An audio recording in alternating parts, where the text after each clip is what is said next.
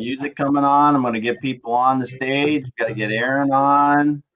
Got to get Troy on. You got to turn on your mic, and there we go. We got Andrew. We got Troy. Boom, we got it. All right. Everybody on remote, thanks for being here. We're going to go live on LinkedIn right now and get things rolling.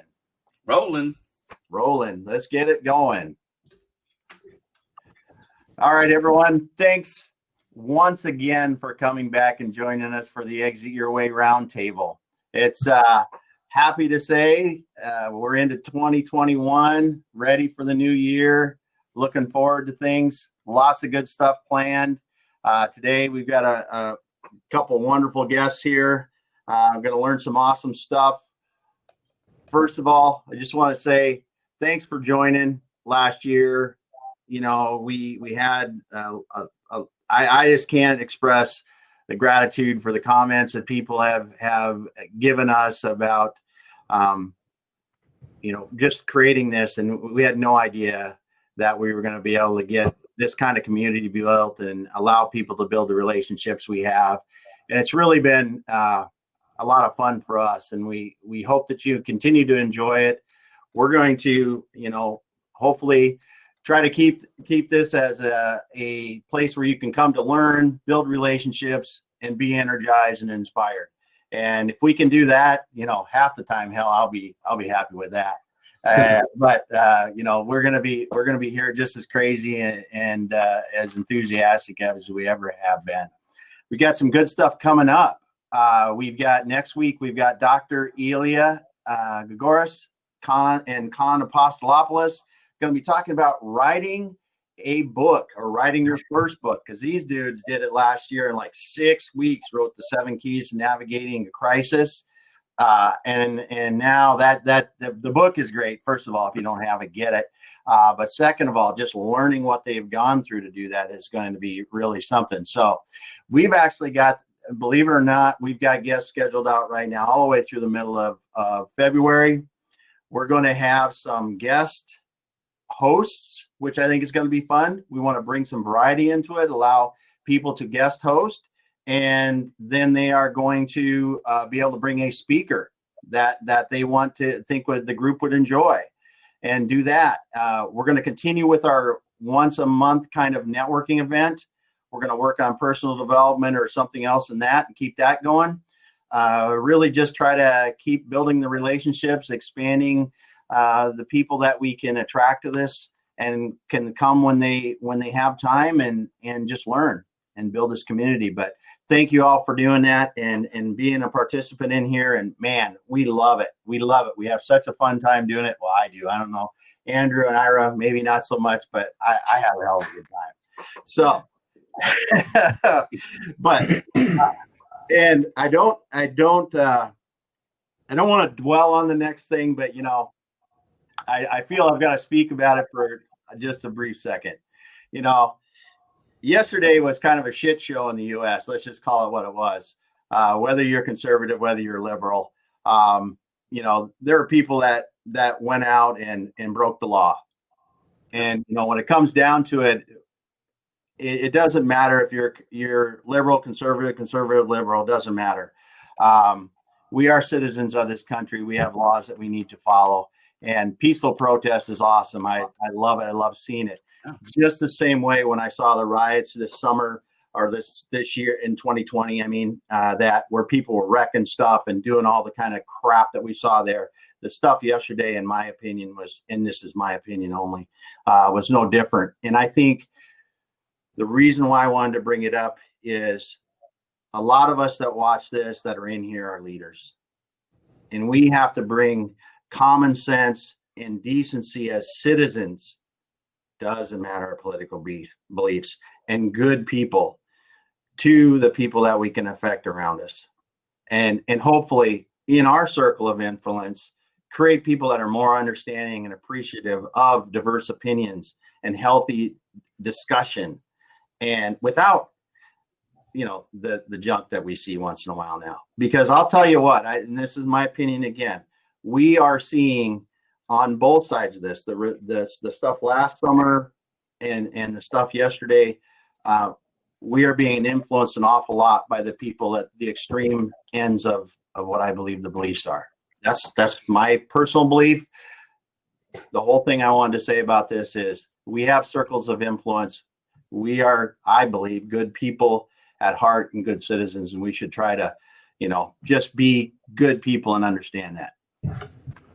Yeah, sorry, I'm done with that.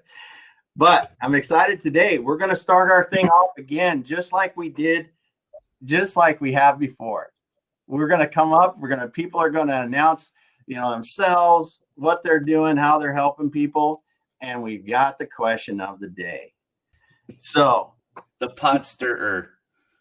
Yeah, we've got the question of the day. Well, the question of the day relates to our event next week, and I may have asked this before. If you wrote a book, what would the title be?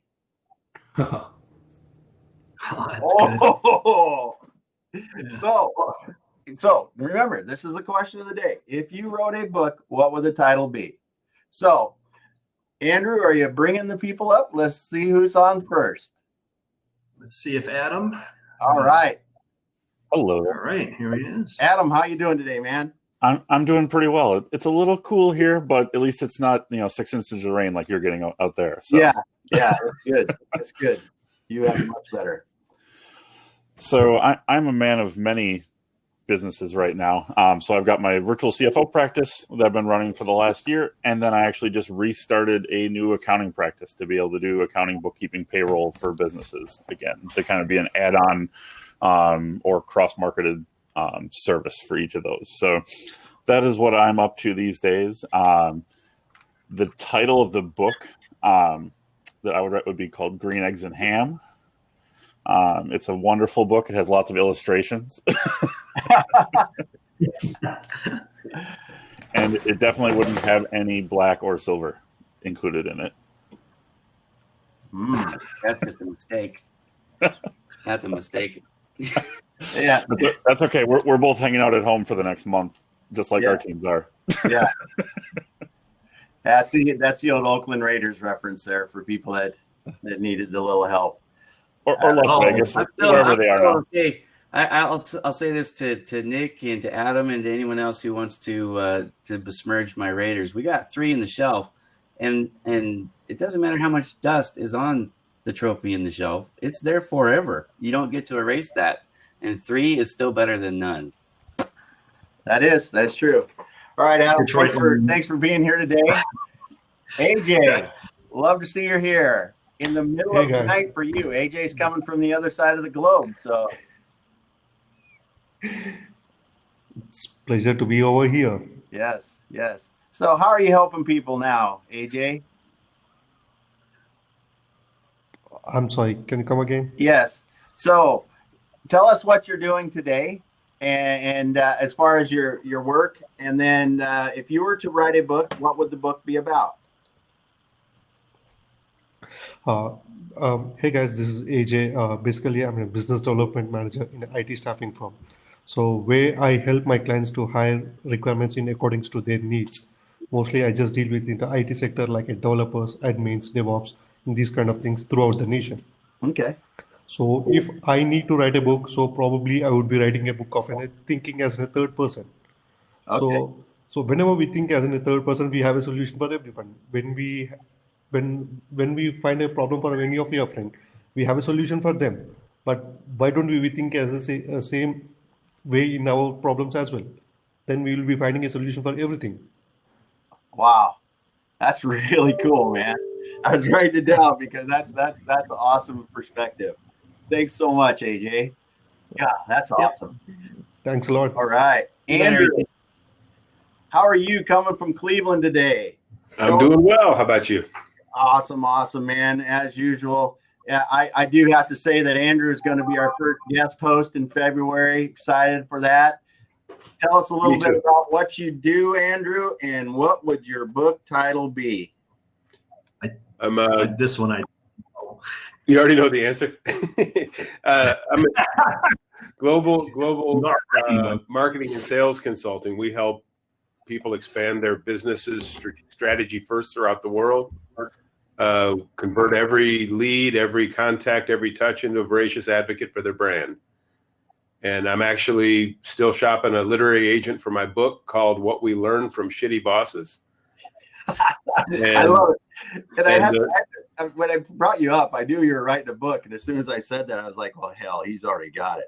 But yeah, that's awesome. That's awesome. The concept of the book is how do we learn from all the horrible experiences and shitty bosses we've had through our career to use those negative examples for the purpose of being great as leaders.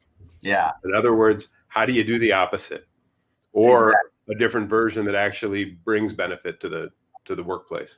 Yeah. And by the way, some of the stories are really funny.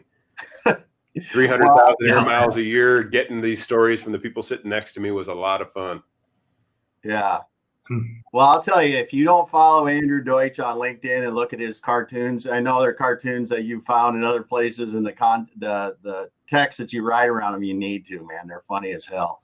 You're the one today about meetings and people with the phones and stuff is awesome. Hold on, Damon. I got to get this call. All right. Thanks, Andrew. Brad, glad to see you today. Tell us a little bit about yourself. And I'm sorry, but you may have written a book already, but if you're going to write another one, I'd like to say. Yeah, no, I haven't written a book yet, but I have 3 brained out, if you would. So how I help people is I help them go from where they are to more revenue faster. I accelerate their growth. I love that. It's quite awesome. Awesome. So the title of my first book is Ambition. I'm still working on the subtitle, something about character and why it's required to be successful, or habits, something like that. At any rate, that's the first one. So I will be there next week for the meeting. Awesome. Yeah, me too. It's like those guys did something really special. On LinkedIn, we got Ken Wentworth, Mr. Biz. If you haven't followed him, he's someone to follow. He's big on Facebook too. He said, my first boss was awful, so I learned how not to be a leader. I think we've all had those. I go back to my first boss, honest to God. I had to start putting my name on the stuff I wrote because I was an engineer, right? I'd do a project and I would send him the project justification with all the stuff, and he'd take and if I didn't put my name on it when I printed it out, he would say he wrote it and give it to the owner of the company.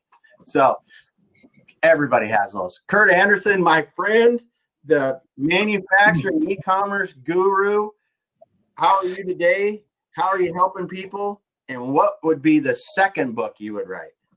The second book. So happy New Year, everybody. Thank you, Andrew. Thank you, Damon, for making 2020 such a great year. Can't wait to hear Aaron and Troy. Ira, good to see you, brother. Always good to see you. This world is beautiful. But so my first thought was the title of the book would be "What Happened to the Hair," but to be honest with you, the title of the book would be I'm the lousy boss that Andrew's talking about. So that would be my title. Bring your TP to work, baby.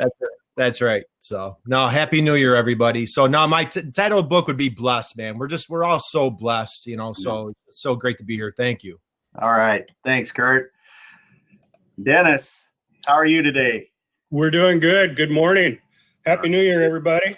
Yes. And so let's see. First question is what we do and how we help people, right? Yep. So we in our office help people understand their insurance and then help them make good decisions on what they need to do with their insurance.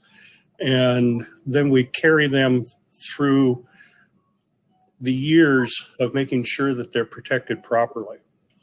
There you go. That's what we do. And we do that independently.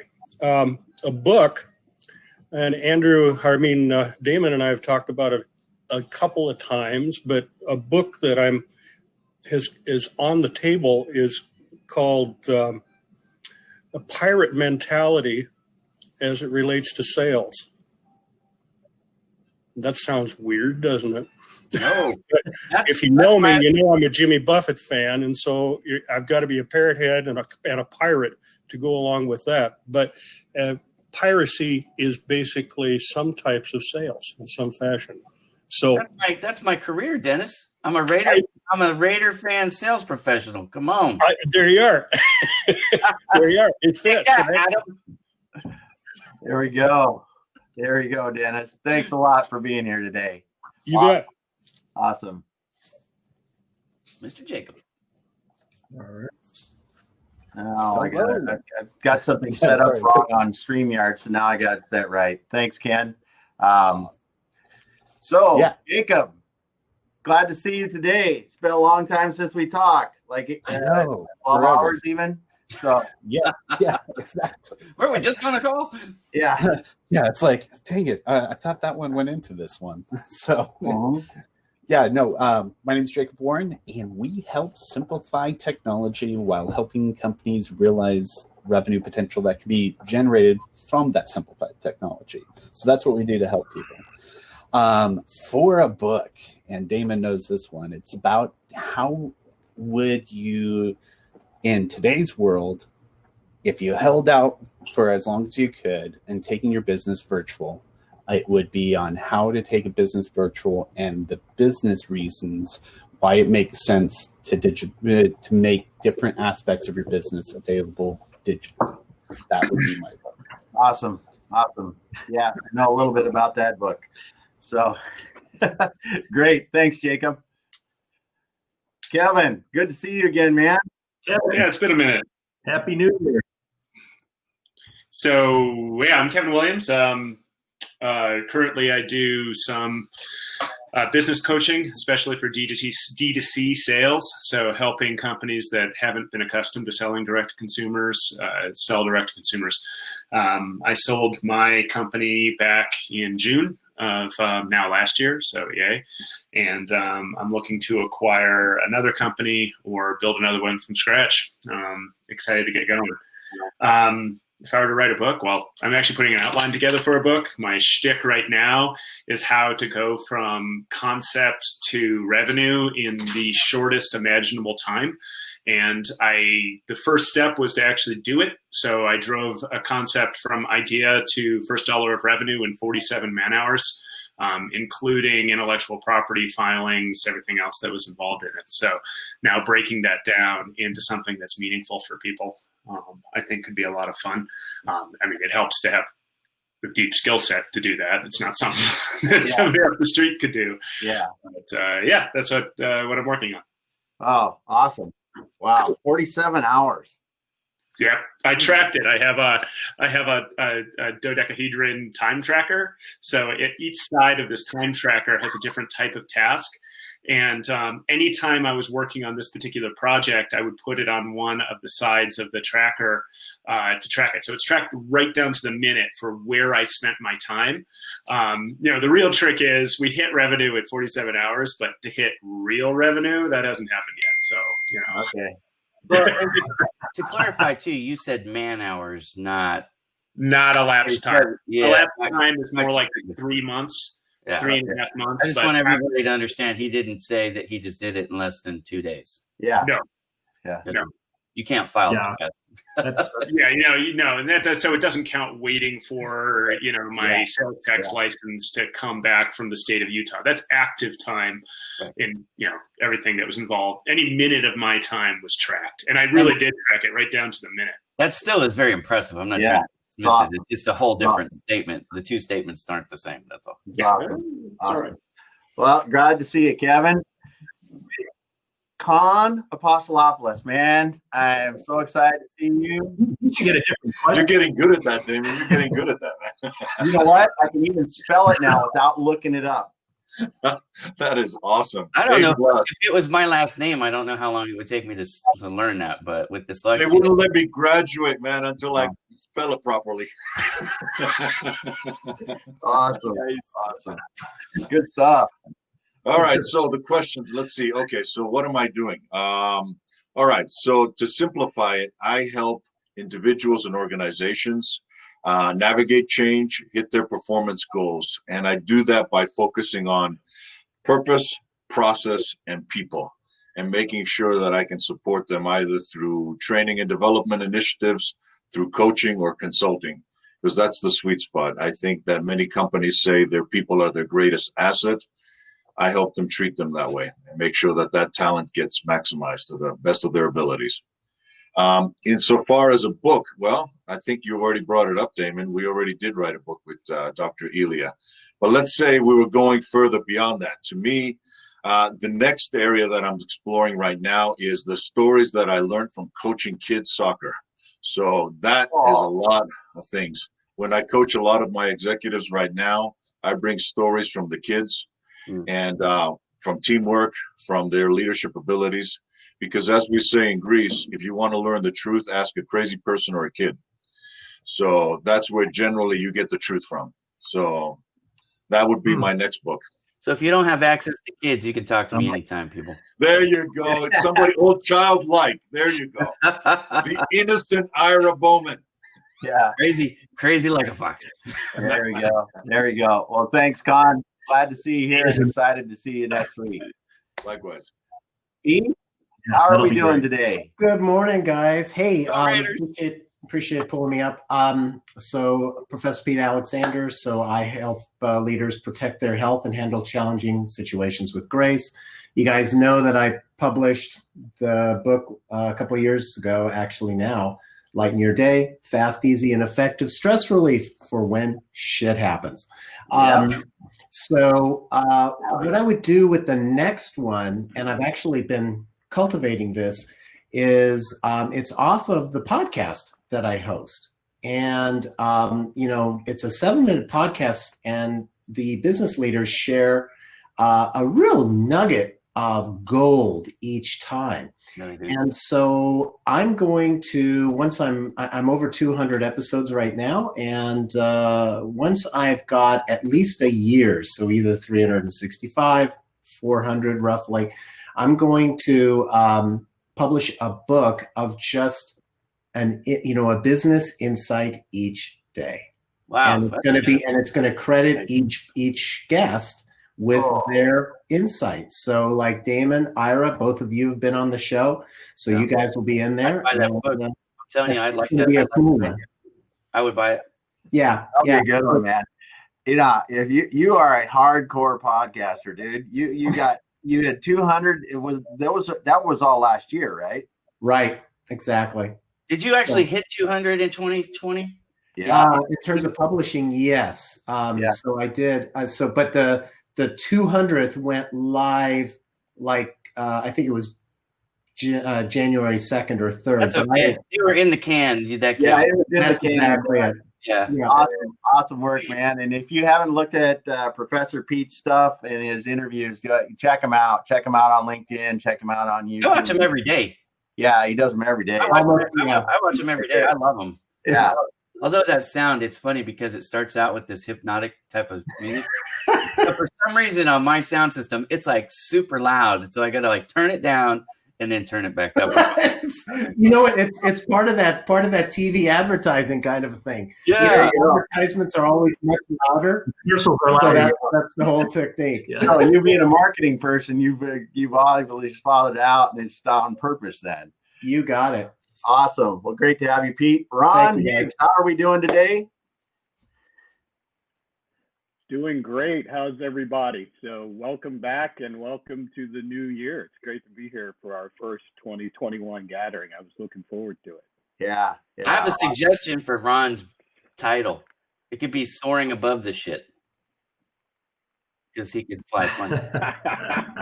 Yeah. All right, I'll make that another working title. So, right. There you go. So first, I'm Ron Higgs. I've most recently I was the COO of a small company. I'm trying to do some fractional COO work these days, but mostly I'm looking for my next opportunity. Love operations, so I am looking for something where I can work with all operating functions of the business to get the company moving forward. In terms of a book, so I have been, I actually have a mind map of a book on leadership out. I've been working on for a while. And one of the chapters is ironically exactly what Andrew brought up. Sadly, throughout my career, I think I've probably 51% of what I've learned through leadership is through probably bad examples, learned what not to do. So that's Andrew, I cannot wait to read your book when it comes out. But on a more serious note, I've got a working title for a book. It's actually called Well Spoken. And it is, sort of would address some of the things that are going on today in terms of, racism. Right. So for me, people say, hey, when you tell a black person they're well spoken, that is not a compliment. Right. And so I get that a lot. Right. And I think I could spend a book explaining, sort of why that is not a compliment. Right. And so I've got a lot of stories to sort of go along with that, including a hiring manager who stopped in his tracks when I showed up for an interview because it's like, oh, wow, you don't sound black. Okay. Good enough. Oh man! And interesting, it didn't. He and I actually got to be close because I kind of called it out. It's like because I looked at him, I was like, "Yeah, you didn't know I was black, did you?" Anyway, so I get that a lot. There's some things that I could talk about just to make people aware of some of the fact that my journey through this life has been different than people in the majority. Yeah, awesome. That's what it would be. Awesome. Well, great to have you here today, Ron, and wonderful input as well. Yeah, thanks for having me. Yeah, great. All right, Andrew. You guys. Does that mean we've got everyone? If you haven't been up, let us know. I think that's everyone. Well, if you haven't gotten up, let Andrew know. We'll get you up. But without further ado, I'm going to have to say we are going to have to say goodbye to the people on LinkedIn. Reason why is because we have a couple gentlemen that are going to be talking about some things that are great, first of all. So I'm dropping in the comments on LinkedIn if you want to join us, but they are also SEC registered and work for companies that matters. And they've got all these kind of good things that they need to follow. Yeah, rules. There's rules and regulations. We're going to make the compliance people very happy. So if you're on LinkedIn and you want to keep going, I just dropped the link in there so you can join us in Remo. But thanks again for joining us on LinkedIn Live. Happy that you're here. We got tons of good stuff coming up this year. We're done for now on LinkedIn Live. We're going to Remo Direct and having some fun here. All right. We'll let it stop. It's stopped. So, guys, Troy, Aaron, so glad to have you today. It's in our interactions, both personally and in business. I tell you, I think that wealth management is something that people don't think about. And especially when over the past 5 or so years that I've been exposed more and more to ultra high net worth people and just really some of the challenges that you guys are dealing with on a daily basis, probably almost, with things like, how do I minimize my tax obligations? How do I give my kids a lot of money without them just turning into, I don't know what they don't want. I'll just say that nicely. And also, how do I kind of make sure that if I want to leave money for philanthropic purposes, how do I maximize those kind of things? And a myriad of things that I don't even know about. So I'll let you guys kind of take it from there and explain what you do, and then some of these situations that you help people through, because a lot of us on the call here, I mean, we're intending that eventually one day we're going to be a ultra high net worth people. So hopefully it'll help us or our clients that we work with. So I'm pretty excited about it, guys. Thanks for having us. Really. Except I have to do this with Aaron. I got a joke. I see what you did there, Troy. Hey, listen, this is a great opportunity. Thanks. I love this group, and so it's nice to be able to share and have conversations. Aaron and I work at Bernstein. We're a global firm. Our film was built out of the spirit of entrepreneurship. And one of the areas that Aaron and I really help focus our clients on is how to maximize things that they can do, prior to the sale of their business, to avoid money going to the government, because there's only 4 places your money can go, right? You can spend it, you can give it away to charity, you can transfer it to your family, or you can pay it to the government in the form of taxes. And so Aaron and I do a lot of work with business owners helping them to avoid money going to the government and instead allocating that to things like capital, to things like charity and family. Yeah, cool. Super smart. Yeah. Yeah. There's a fifth bucket I'd add too, just because I think it was Kevin mentioned it, right? Or you can use it to fund a new venture. Yeah. Right. But ultimately it's going to go to one of those 5 destinations, and which one it arrives at is ultimately a subject of how you plan and how you plan ahead. Yep. So when you guys are doing this now, how many times do you sit down with a client for the first time and they've got no freaking idea? They haven't done anything, right? And they might have a lot of money already. I mean, how many times does that happen when they've done a little bit, they've got a little money here and there, invested in different things, but they really never thought about this much? I just had it happen last week. So we got introduced to a potential client who's selling their business somewhere between 165 and 180 million. Oh my goodness! And they're trying. They haven't done any planning around the transaction. You know, this is typical of a business owner. They spend most of their time in their business. They know their business inside and out. Mm-hmm. But when it comes to investing, you know, they might have an IRA, they might have some type of a 401k, but everything goes into their business. And so it happens actually quite often, I would say. 90% of their net worth is all tied up in their business most of the time. I was gonna. Yeah. I just wanted to add, you know, with these guys, you know, working with Aaron and Troy, you know, on clients we have that are selling their business or in transition too. And one of the reasons we really like to get them involved up front is because it helps get the deal done. That, you know, that's good for everybody. But, you know, so many times without that kind of guidance, you know, business owner coming into a, you know, 165 million like that, even with that much money, you think that's great. But a lot of them will back out of the deal because they don't understand how they're going, you know, they've been taking cash out of that business for their whole lives. Yeah. And now it's going to be gone. And yeah, 165 million is a lot.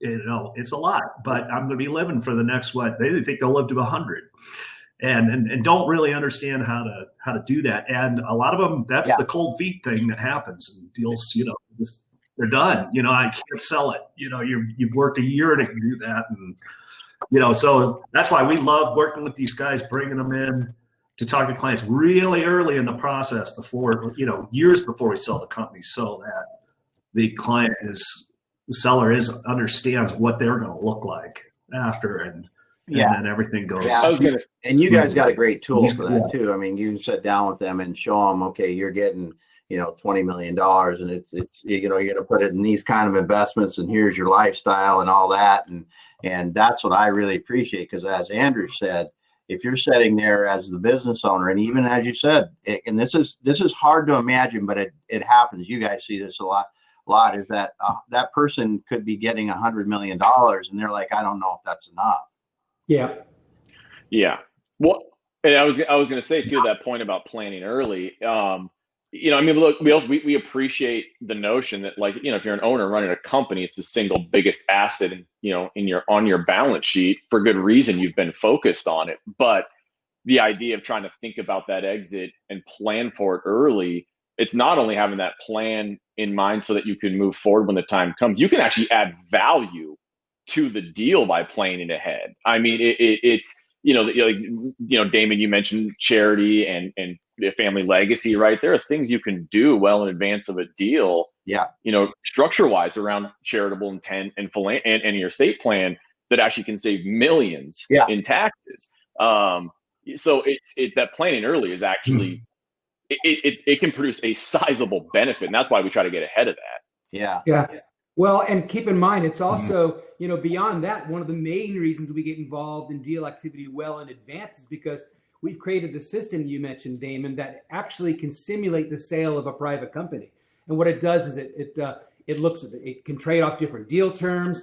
To Aaron's point, in an after-tax environment based on how the family structured the business, how the business may be held through different generations. And we're often referred to these business owners by Damon and you guys, but in terms of, hey, helping them pre-experience a few of the different planning ideas that may include things like transferring shares to the next generation, taking discounts and terms like that. So I was involved in a deal recently that had a business owner had 3 or 4 different LOIs, letters of intent, and they had no idea which deal was better because all the terms were completely different. And we can kind of help walk them through that. Yeah. Yeah, for sure. Because working with that too, because it's not, it's not always the highest price. It's all about those terms. So clutch in that too. So and there's huge. There's nuances. That there's opportunities that I think that a lot of people aren't aware of. Like there was a deal I was working with an accountant who introduced me to a client. They were helping with the tax work on a deal they were getting done. And as I started sifting through, all the terms and just gathering all the intel around the deal, I had asked about some qualified small business stock, which I won't Google it. I won't go into the details here, but effectively, it's a really, if it works, it's a very attractive way to save a pile of income taxes. And this deal was already being done, signed. Literally, if they had put off the closing, I think it was for 6 weeks, it would have saved them about $2.3 million in taxes. Yeah. That nothing else needed to happen. Just close the deal 6 weeks from today. And they didn't. The deal was already done. Mm-hmm. So, it's just, there's opportunities out there that you can get it. Again, it gets back to, sound like a broken record, but you can get ahead of these things. Yeah. Well, and that's, I think one of the things I've learned working with you guys and in different deals is that, if you start planning these things 5+ years ahead of time, these events, right? Like you're talking about, it is literally millions of dollars to someone when they do this, because you can, like you said, gifting, transferring wealth to the generations ahead of time, or setting your business up differently. And then knowing when you go into the deals, like you said, Aaron, just the things that you can do are critical to that. Yeah. Well, I think too that one of the things that was really interesting with the way Aaron and Troy work too is setting up the client to really look like, help them understand what it looked like when they're not in the business anymore. But there's an opportunity loss too. I mean, a lot of them, business owners, feel pretty comfortable because they've been successful and they're going along and they've been doing this 10 or 15 years or 20 years or however long it's been, making consistent cash flow. But their big investment, their 95% of their net worth is tied up into one business, one bad turn, one downturn in the economy. Aerospace companies right now, who would have thought, a year ago that was a really steady place to go with an aging fleet and everything else. And 1 year later after COVID, to help them understand what could that money be doing if I did exit, right? And we come in on the deal and go, yeah, your company is worth, we could sell it now for this, right? So what can we do with that? Understanding that your business is not liquid, it's there, it's creating cash, but if you when you liquidate it and go into other forms, that you're not making that revenue as you go on. I had so many clients who go on going, well, I think I'll just take another couple $100,000 out of my business for the next few months before I said they just understand the cash that comes out of it on the cash flow. Do not understand. That's a great point, Andrew. You think about, business owners. Most of us here on this forum deal with business owners, and business owners don't put a value on their business at 4 p.m. every day like they do on the markets, right? And so, to your point, we can help help them answer how much risk they need to take in an investment portfolio to live the lifestyle that they want post sale of their business. Yeah. And we think of that in terms of 2 primary buckets. One is core capital, and that's the amount of money that they need to endow their lifestyle. So we think about this in a way to sustain and achieve a dichotomy of being able to, 1, eat well, and that's get good investment returns, and then 2, sleep well, and that's not sacrificing their emotional stability while being invested. So when they finally sell their company, we want to be able to quantify what that number is to define their core capital. And that's also going to help us to identify how much risk they'll need to take in their asset allocation to reach their goals. And then once that's defined, there's a bucket of money, the remaining dollars, called surplus capital. And then that's the money that can go to family, go to charity, go to those additional expenses, investments in a new business, things of that nature. Well, yeah. Well, I think it was, what's cool about it too is this isn't just something you can do. So many advisors will come along and it's all about numbers and, getting more cash and all that kind of stuff. But what I noticed about you guys that was great is you get quite a bit more personal and really understanding the client's real goals, and understanding, what their dreams are at the next stage, or, what do they want to do for good, and really kind of get into it. I don't think a lot of people bother with that. It's just about, X amount of dollars. But, like I said, because I've seen it happen, you can get to the closing and they got 40 million coming in and then they panic because it's not enough, right? Because we're really going to understand, the real question is, what do you want to do after you sell your business or you're done? What do you really want to do? What do you want to accomplish? That is so unbelievably accurate. I know Damon alluded to it earlier, and this isn't true for everyone, but for the most part, you can boil down almost everyone's passions to how do I fulfill my philanthropic goals and how do I not fuck up my kids? Yeah. Yeah. Oh, yeah. It's period. Yeah. Yeah. I mean, really. Right. I mean, we talked about this, previously a lot. These are lifestyle businesses. These are not, publicly traded corporations with, shareholders that you have no faces or anything. Families involved, lifestyles involved, things that they need to do, things that they got relatives they got to take care of.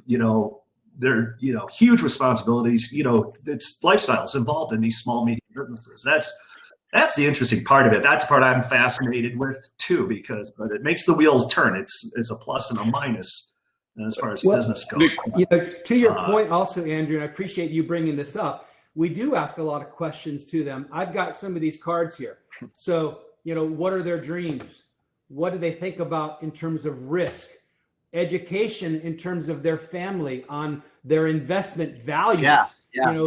When you think about family engagement, Aaron and I get involved in this a lot. We have an entire practice that helps bring together the intersection of wealth, financial knowledge, and values of the family, and to become stewards of the wealth when G1, Generation 1, is no longer living, right? How do you continue with that? And it's simply through, just going through what do you think about the impact of your wealth? What's the next phase of your life? What do you think about legacy and your lifestyle? I mean, just simple stuff with these cards can answer a lot of questions for us and the families we work with. Yeah, and that's a good point. I know I've talked with you and Aaron about this before, and I had never even thought about it, is educating the subsequent generations on wealth and understanding what that really is, because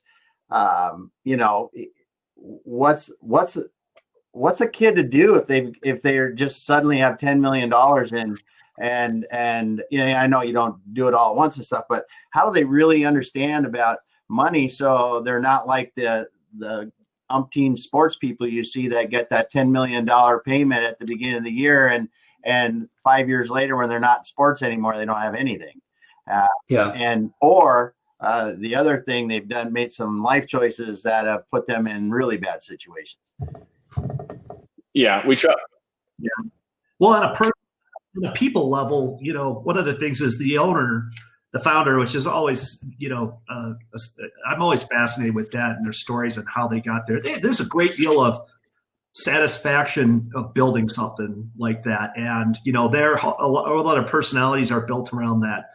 And I feel, for that transition when it goes to the children, is they haven't built it, they don't get that satisfaction. So, and that manifests in a lot of different ways. It's hard psychologically, but actually transferring businesses to children is pretty rare. Yeah. Nowadays. And whether it's the business or wealth, it's a tough transition because it's not only transferring that wealth, but it's transitioning those values. So it requires a lot of conversation, right? You have to invest a lot of time to really, like Troy was talking about, as far as, knowledge, wealth, and values, you have to spend time filling all of those buckets so that there is this, point of intersection where you feel like the kids are smart enough, have the right values, where they're not going to go make bad decisions when they do suddenly inherit. And also, by the way, communication too.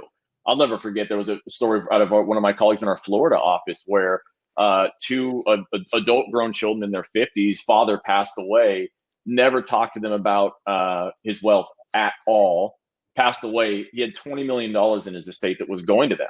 And they were irate. They were ticked because they were both independently very successful. And now they were going to inherit this money. They didn't need it. And now it created this big estate planning mess for them because there was zero communication. Yeah. Right. So like Troy mentioned, our family engagement practice, we lean on that group to facilitate conversations that frankly are more of a psychological nature. Right.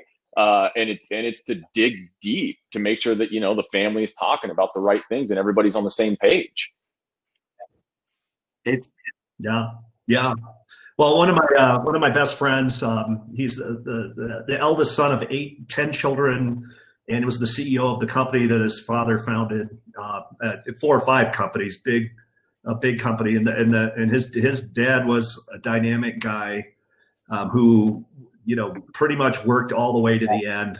Wouldn't let go, semi-retired, then back in, back out, and I remember that. And none of the other siblings worked in the business, but Scott was sitting there one day, and his father said, "That's it. I'm finally retiring. I'm going to make you, the CEO. I'm turning it all over to you." And Scott's like, "Wait a minute. I'm planning on retiring, man. I'm out." He retired before he did. He said, "You can hire somebody, but I'm done." Yeah, he waited too long, man. Well, this is stuff. I thought he had the best handle on it. Yeah. Well, it is something though. I mean, because you look at that, and the business owners that have those larger businesses, a lot of times they try to insulate their families from them just because of the stress and the challenges that they get to deal with on a daily basis. And a lot of us that are on the call here do too, that have our own, it doesn't matter if you're working a job or you've got a business or whatever you're doing. But I think when you talk about something like that, where the family doesn't really know what the business is worth, and it's in my family too. We've got, you can have a pretty large business and your family has no idea what it really is. And that, like you said, I can imagine there's some real challenges there if they've just been in there running their business and all of a sudden they're gone, especially if they pass away still in the business. It's got to be really some monster problems you guys run into. Oh yeah, no, it's a good point. I mean, I mentioned the family that I'm talking to now, who's selling their business. They their kids have zero idea how much wealth will come to their family post sale, and so understanding the values of the family, of the husband and wife, and what they want to pass down to the kids, and and how much they want to leave their kids, right? It's a big discussion. Some kids or some families, don't want to leave too much because they want their kids to understand the value of money, the value of working hard to earn a dollar, and not just giving them a pile of cash when the business is sold. And so these are sometimes really, really intense discussions we have. No doubt. Well, I don't think that has to do. That's just not something that is just for wealthy families too. I mean, just working class people are making. Right. Nobody talks about money, and I think that's why. Why that is so. It's so hard for people to talk about money. Well, training them management. Yeah, that's I have 8 kids, and it's one of the things I'm trying to do before they all leave. Like, you understand what money is, how it works. We're talking credit cards, we're talking bills, we're talking all of it, so that when they get out into the real world and they're paying their own way, they're not, living off debt or getting bad decisions. I think a lot of people don't understand money as a tool. They don't understand how it works. It's a shame. Yeah. Yep. Yeah, fear. There is a lot of fear. Well, and there's a lot of fear not only with money, but there's a lot of fear that these business owners have with the market. Yeah. Because they, as I mentioned before, they are not used to putting a value on their business but the market does every day at 4 p.m. What did the Dow do? What did the S&P do? You know, they don't understand why is the economy look a little bit different. You know, the economy's so poor right now. We've had COVID, you know, 10, 11 million people are still out of work, but the economy or the market's doing great. You know, the Dow and the S&P just hit new highs again. Why? How does that happen? Right. And so it's a big education process for a lot of these, you know, people that we work with, whether they're, you know, selling their business for over 100 million or whether, you know, they're just, you know, someone a little bit less than that. Yeah. Well, that's exactly right. And we try to, we want to exit your way. We want people to look at their business and regularly check in on that value. That's what you would do if you were selling the stock. When do I want to sell when do you want to sell your stock? I want to sell it when it's high.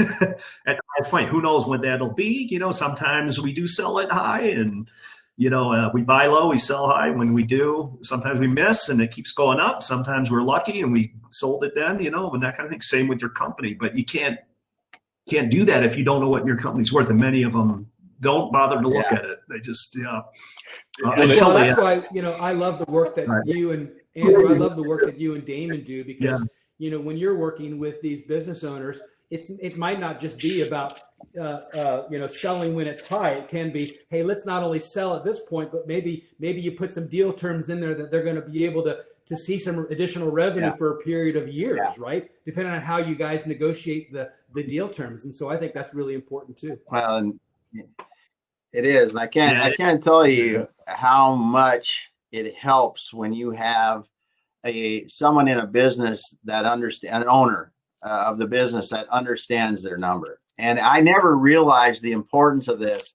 working with the private equity owners that I did, but they always talked about the number. We got to get the value to X. We're here now. We got to get the value to there. Well, they're investors. They treat it like an investment.